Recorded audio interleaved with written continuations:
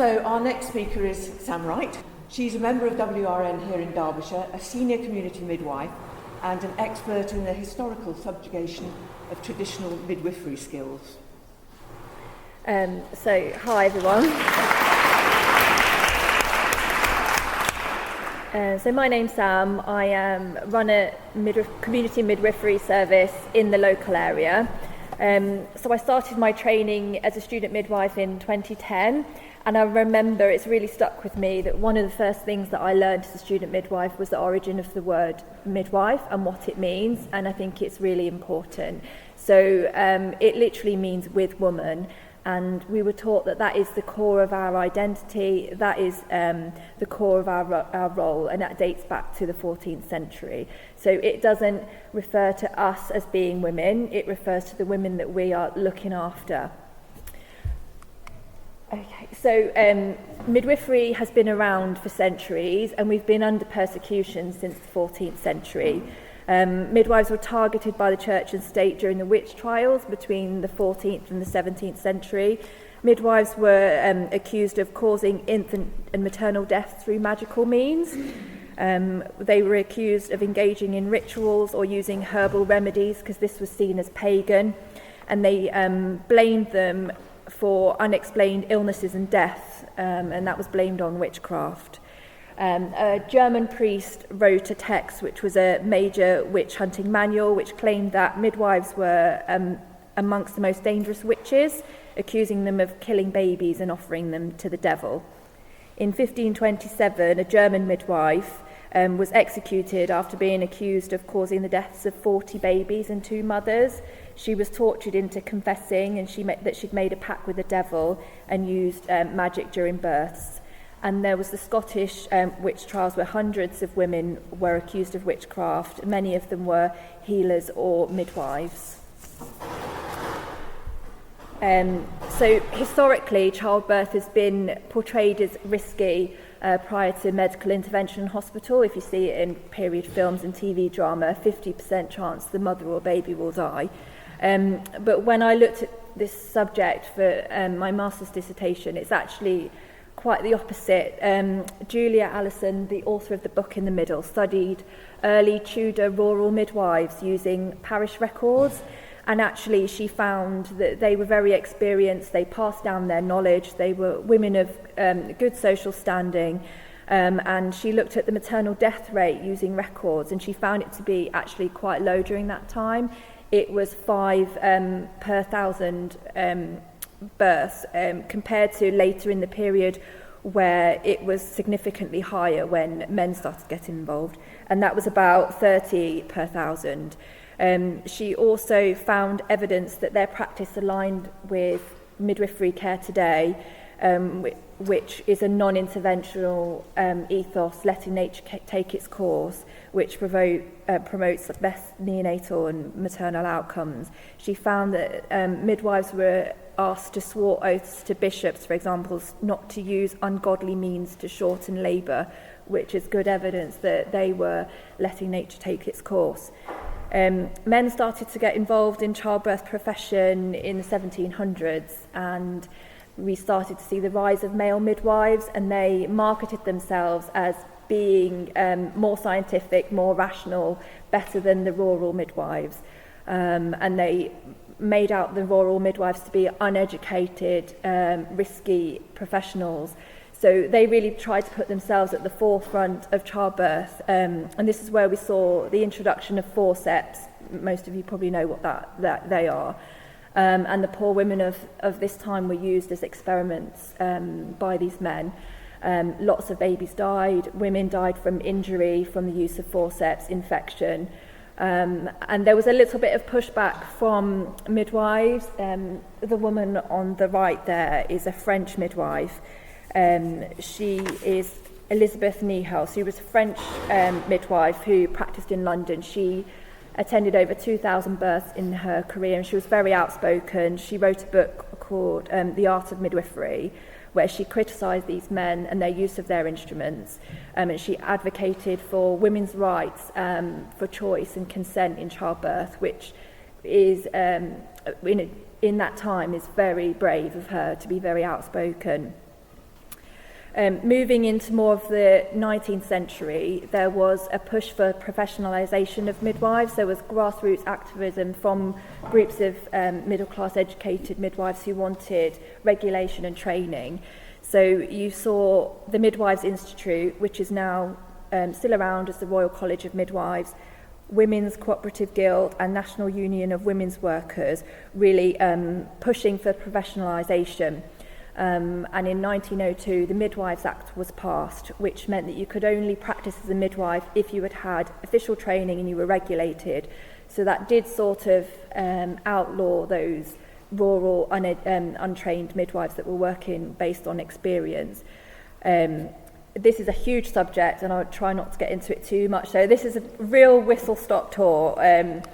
So everybody's familiar with this programme. So in the early 1900s, what you saw was midwifery still really remaining in women's domain. So you had high home birth, you had maternity hospitals, this sort of narrative that you see on Call the Midwife.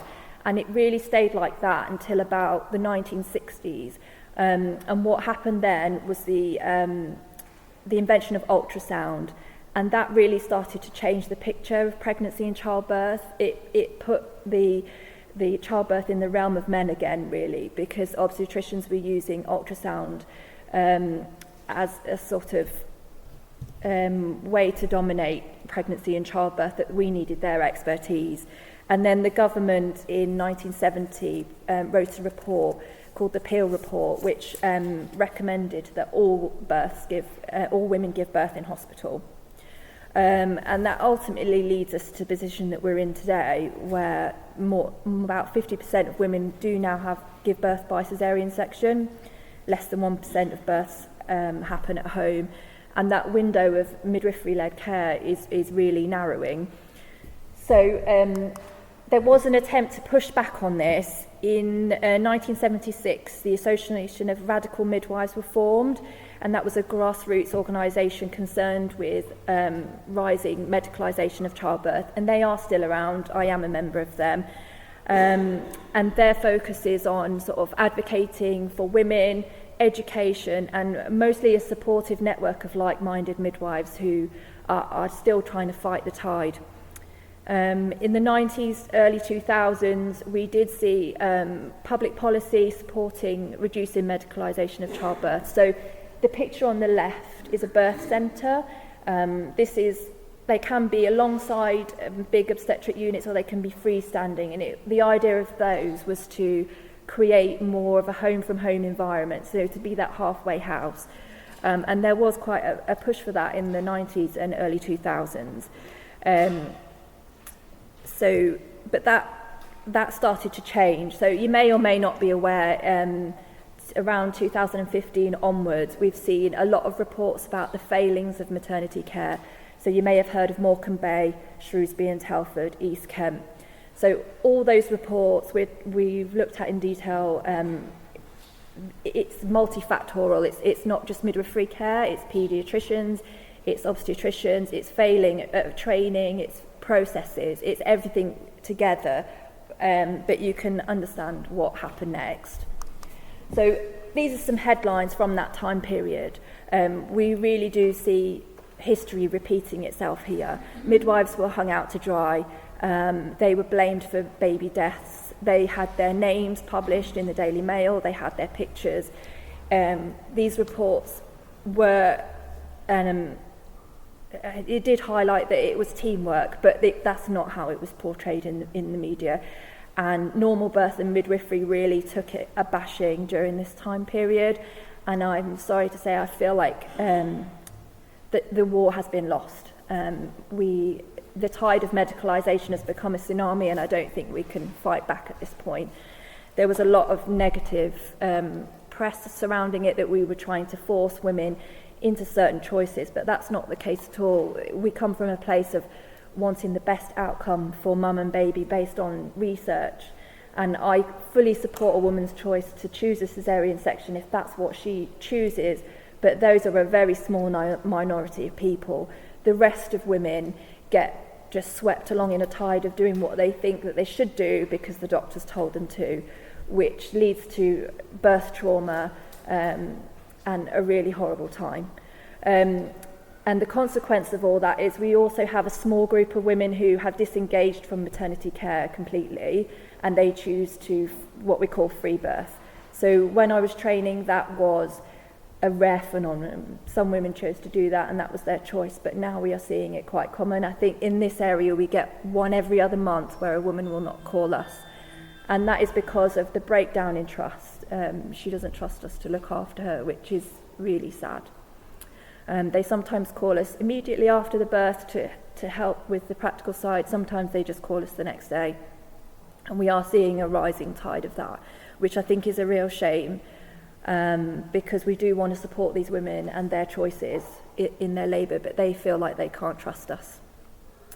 The Royal College of Midwives also dropped their normal birth campaign around this time, and it's kind of fallen off the agenda. The focus now really in maternity policy is just the end result, and it doesn't of a perfect baby, and it doesn't matter what happens to the woman on that journey. But it's best for her baby that the birth goes the way that she wants and we don't interrupt that natural process, but that's not really thought about anymore. We've also seen closure of a lot of the birth centres. So we had one in Darley-Dale in Matlock that closed in 2012. There was one in Buxton also closed in 2012 despite pushback from local women in the area. And then more recently, Samuel Johnson in Lichfield closed in 2020, and COVID was used as an excuse, but it's not going to reopen. Mostly they talk about funding and low numbers, but the system has made midwifery-led care so narrow that they limit the choices of women that would have been eligible. So they've done it to themselves, really. So we're now seeing different threats to women in childbirth that you're all really familiar with. So we're seeing the erasure of sex-based language. I don't want to go into it too much because it's a big subject, we could be here all day. But I first became aware of this issue in 2018. So I went to a Association of Radical Midwives conference, and there was an author speaking. I can't remember who she is, but I remember very clearly that she had written a book and her publisher had told her if she didn't take out the word woman, they weren't going to publish it. They wanted her to replace the word woman with birthing person throughout. And I remember thinking in 2018, what is this about? This is madness. So that sparked something. And then I sort of watched from the sidelines as things started to escalate. And I just remember thinking, this isn't right. And I remember I've always been quite vocal. I've always been outspoken about my opinion of it. And I remember speaking at work and people looking at me like I was crazy, like I'm talking about some conspiracy. But we are literally in a place now where trusts will remove the word woman from their guidelines, their communication, and they just replace it with birthing person. In this area, we seem to have gone somewhere in the middle, and we use additive language, women and birthing people. But in Derby City, they haven't really thought about who our demographic are, and birthing person doesn't translate into anything in any other language, and we're not really representing our community when we use this language that doesn't really make sense to people. So there is a grassroots group that has been set up that organise via social media, and they are called With Woman. They have a website, so they organise via social media. It's very anonymous. You have midwifery lecturers, midwives, doulas, breastfeeding counsellors. I think really they've come together because of the vitriol that they've received, and they've felt alone. It's a worldwide organisation. We have Australian midwives and lecturers that have joined. And at the beginning, it was a very lonely place, and there has been a lot of bullying, a lot of cancelling. There's a group of doulas and independent midwives in the UK who have been particularly nasty to midwives or authors who speak out against the erasure of sex-based language.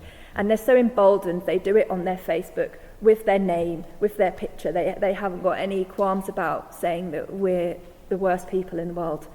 But hopefully, I think that the tide is turning. The people that I work with, they don't actually believe in any of this stuff. They passionately want to be called women.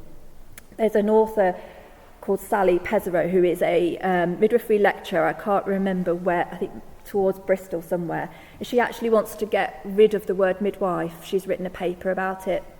I can't remember her reason, something to do with racism and colonialism. She wants us to be called perinatal practitioners. But I think the word midwife has such meaning and it's been around for so long that I don't think she's going to have very much success with that. So even those midwives who ignore the birthing people, if that really came into it, I think there would be pushback because it's a strong part of our identity as midwives. And With Women have produced this toolkit that they have on their website for anybody that's faced difficulty in refusing to use birthing person or in their workplace or in their social circles, how to tackle that, how to deal with it. I have been quite lucky. I've had one instance where somebody tried to get me into trouble. Luckily it didn't work. So I'm quite protected where I am. I have a friend who works in London who the picture is very different. She doesn't feel able to speak up because there's a lot of vocal people who want to erase our language, really. So this organisation have done a lot behind the scenes with campaigning and certain things. They spent a lot of time on the issue of breastfeeding men. I'll try not to get into that too much. But Brighton had a policy to support trans women breastfeeding, and when you looked at it in detail, the evidence was a blog, and that is not what we should be using for our NHS guidance on evidence for NHS guidelines. And BBC put a gender studies professor on to legitimise trans women breastfeeding, and there was a lot of letter writing going on behind the scenes to push back on that, and the BBC did eventually admit that it wasn't balanced and they shouldn't have been doing that. That is a whole kettle of fish I'll try not to get into because you could be here all day.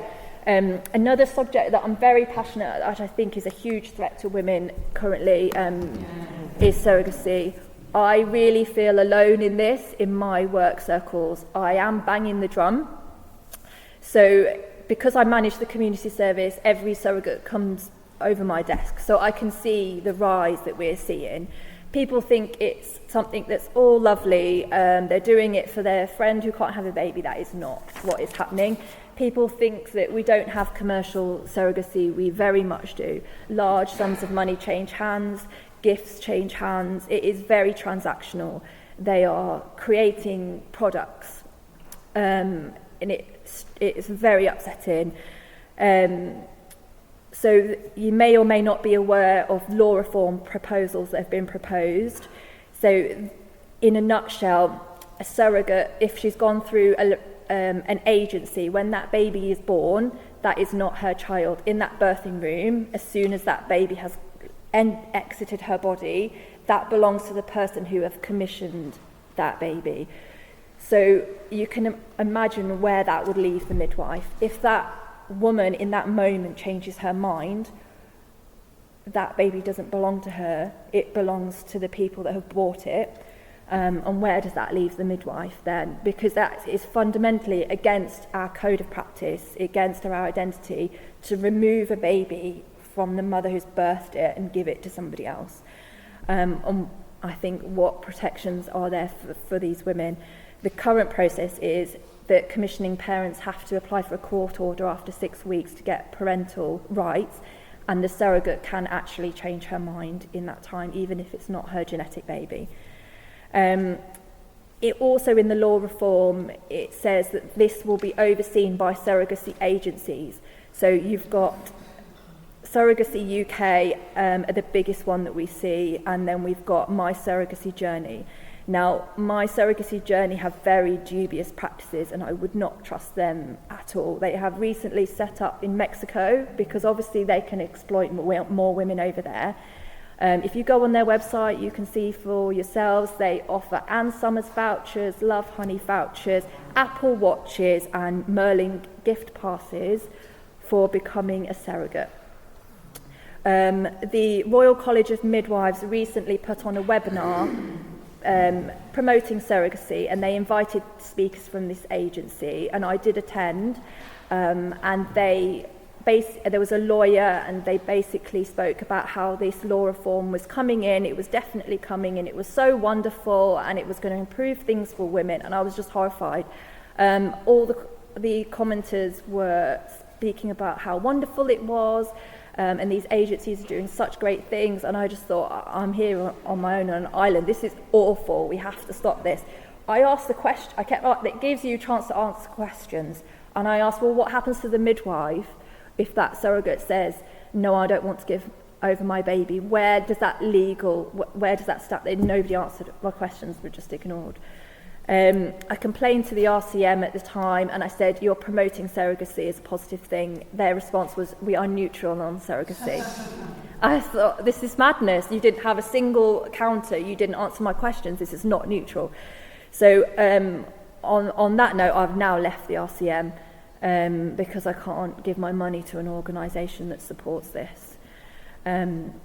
So the law reform proposals were not brought forward in 2013 by the Conservative government, and again recently in April 2025 by the Labour government.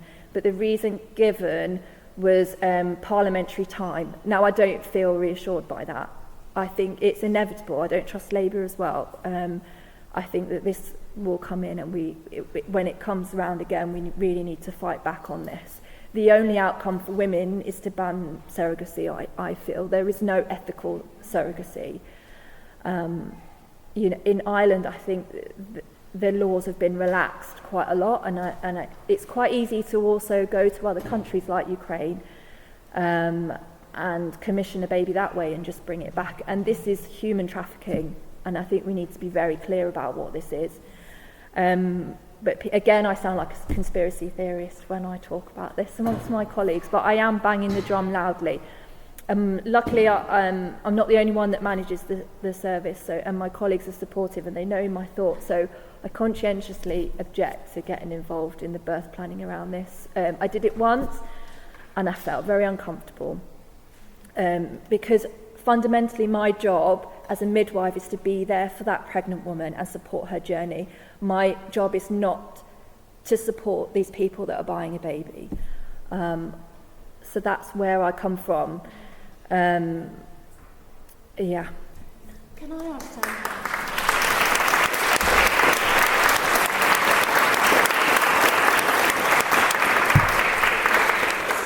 Can I just ask Sam what WRN could do to help you, really? I was just asking what WRN could do to help Sam, what she would like us to be doing. So I do think we need to look at how we can put surrogacy on the agenda and how we can stave these law reforms. It's been pushed back at the minute, so obviously we have more pressing things, but it needs to be on our agenda because it will come back around and we need to push back on this. We'll have time for more questions afterwards. We've got about 5 minutes. Is there anyone that would like to have a question to Sam at the moment? There's an extremely smart woman there.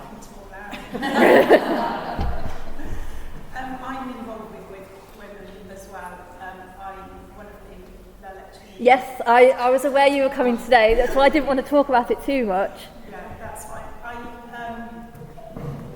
It's absolutely baffling how captured maternity and birth world has been. Yeah.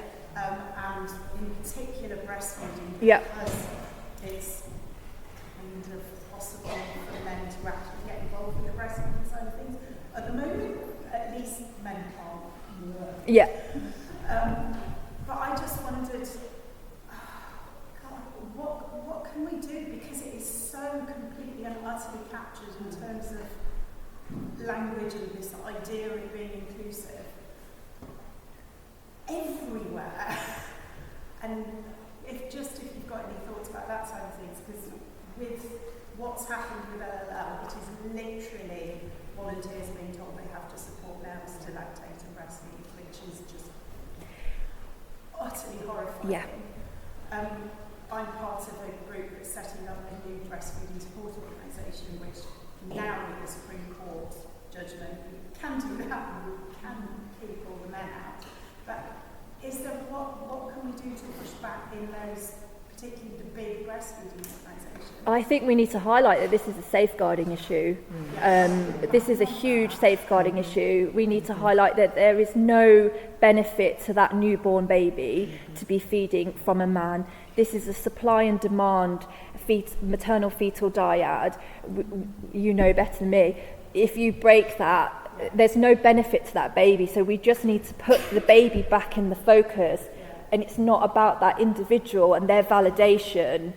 So I really feel like the birthing person movement, I sound like a conspiracy theorist again, is nothing to do with inclusivity. It's about removing childbirth and female reproductive issues away from the word woman so that men can further lay claim to that word, and that is the motive. It's not about trans-identified females at all. It's about men. This is a men's rights movement, and I think we just need to be very clear that this is a safeguarding issue, and it does make us put us in a vulnerable position, but we need to call it out for what it is. You obviously aware of that man that was on ITV who called himself a struggling mum, and he then posted a picture of himself breastfeeding a newborn baby. Now, anybody that knows anything about breastfeeding could see that picture, and he was not breastfeeding that baby. He had pressed a baby up to his breast, and the baby was squirming. It was not latched. You're doing that for your validation. That is not for that baby. And in terms of the word birthing person and pushing back on that, I share an office with the cultural safety midwife, and I'm very clear about the impact of this language on women who do not have English as their first language, women that have learning disabilities, and the equality impact. What is your equality impact on using that language for these women, particularly in this area where about 33% of our women don't have English as a first language? Does that answer your question? Well, there's going to be time in a little while to come back and talk to Sam again, because I know there's loads of questions, but if we can just proceed through the morning, and then we will come back and throw it all open for general chat.